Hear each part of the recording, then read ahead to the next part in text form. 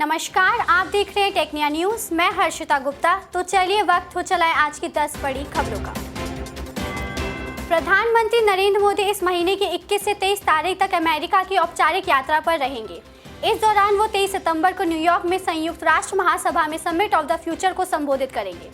PM Modi 21 सितंबर से शुरू हो रहे क्वाड देशों के चौथे शिखर सम्मेलन में शिरकत करने अमेरिका जा रहे हैं। इस बार क्वाड शिखर सम्मेलन वॉशिंगटन के डेलावेयर में आयोजित हो रहा है। क्वाड देशों में भारत, ऑस्ट्रेलिया, जापान और संयुक्त राज्य अमेरिका शामिल है। साल 2025 में क्वाड शिखर सम्मेलन भारत में आयोजित किया जाएगा। मोदी सरकार के तीसरे कार्यकाल के 100 दिन पूरे हो गए हैं। केंद्रीय गृह मंत्री अमित शाह ने मंगलवार को नई सरकार के 100 दिन की उपलब्धियों की एक पुस्तिका जारी की है। पुस्तिका में विभिन्न क्षेत्रों में सरकार की प्रगति और पूरे हुए कार्यों का जिक्र किया गया है।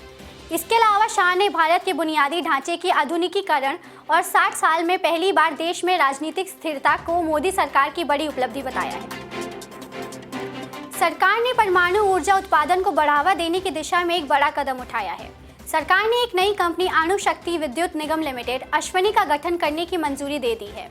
अश्वनी एनपीसीआईएल और एनटीपीसी का एक संयुक्त उपक्रम होगा। साथ ही सरकार ने मंगलवार को अश्विनी कंपनी को भारत में परमाणु संयंत्रों के निर्माण और संचालन की भी मंजूरी दे दी है। संयुक्त कंपनी के गठन से देश में परमाणु ऊर्जा उत्पादकता में तेजी लाने और सन 2070 तक नेट जीरो के लक्ष्यों को पूरा करने में मदद मिलेगी। भारत और रोमानिया के बीच राजनयिक संबंधों के 75 साल पूरे होने पर भारत सरकार ने संयुक्त स्मारक टिकट जारी किया है। ये टिकट मंगलवार को विदेश मंत्री एस जयशंकर ने केंद्रीय मंत्री ज्योतिरादित्य सिंधिया और रोमानिया की राजदूत डेनियाला मिरियाना सेजनोव के साथ जारी किया है। विदेश मंत्री एस जयशंकर ने सोशल मीडिया पर इसकी जानकारी दी है।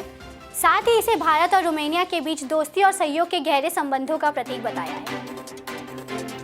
दिल्ली की शिक्षा मंत्री आतिशी मार्लेना अब दिल्ली की नई मुख्यमंत्री होंगी। दिल्ली के मुख्यमंत्री अरविंद केजरीवाल ने भी इस पर मोहर लगा दी है। मंगलवार को पार्टी के विधायक दल की बैठक में सीएम अरविंद केजरीवाल ने ही मुख्यमंत्री पद के लिए आतिशी के नाम का प्रस्ताव रखा, जिस पर पार्टी के सभी नेताओं ने सर्वसम्मति से सहमति जताई। आतिशी को पार्टी के विधायक दल का नेता चुनने के बाद अरविंद केजरीवाल ने उपराज्यपाल वीके सक्सेना को इस्तीफा सौंप दिया। फिलहाल आतिशी दिल्ली सरकार में अभी 14 मंत्रालयों की जिम्मेदारी संभाल रही है। उत्तर प्रदेश सरकार किसानों को फसलों का लाभ पहुंचाने के लिए एमएसपी पर मोटे अनाज की खरीद शुरू करने वाली है। वर्ष 2024-25 के लिए मोटे अनाजों की खरीद 1 अक्टूबर से 31 दिसंबर तक चलेगी।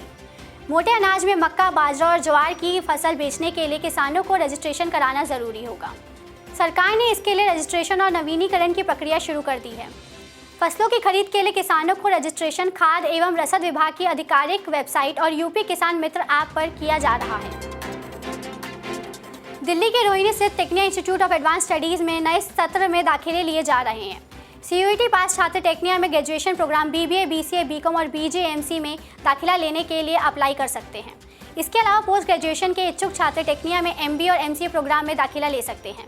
दाखिला लेने के लिए छात्र टेक्निया की ऑफिशियल वेबसाइट पर अप्लाई कर सकते हैं या कॉलेज पहुंचकर कोर्स के बारे में अधिक जानकारी लेकर भी दाखिला ले सकते हैं। मंगलवार को ऑस्ट्रेलिया की मेलबर्न यूनिवर्सिटी ने भारत में अपने पहले ग्लोबल सेंटर का दिल्ली में शुभारंभ कर दिया है। इस सेंटर में जेएनयू, दिल्ली यूनिवर्सिटी और आईआईटी सहित देश के शीर्ष शैक्षणिक और शोध संस्थानों के सहयोग से शैक्षणिक कार्यक्रम शुरू किए जाएंगे। मुख्य रूप से इसका फोकस देश की ज़रूरतों और छात्रों की रुचि की दिशा में काम करना होगा। इस सेंटर का फायदा भारत के छात्रों को मिलेगा। भारत ने एशियाई हॉकी चैंपियनशिप का खिताब जीत लिया है। इसी के साथ भारत ने 5 बार एशियाई हॉकी चैंपियनशिप का खिताब भी अपने नाम कर लिया है। मंगलवार को चैंपियनशिप के फाइनल मुकाबले में भारत ने मेजबान चीन को 1-0 से करारी शिकस्त दी है। भारत के लिए इस टूर्नामेंट की खास बात ये रही कि इस टूर्नामेंट में भारत अपने सभी मैचों में अजय रहा है। इस प्रतियोगिता में चीन ने रजत और पाकिस्तान ने दक्षिण कोरिया को हराकर कांस्य पदक जीता है। पीवीआर आईनॉक्स बॉलीवुड अभिनेत्री करीना कपूर की फिल्मों की विशेष स्क्रीनिंग कर रहा है।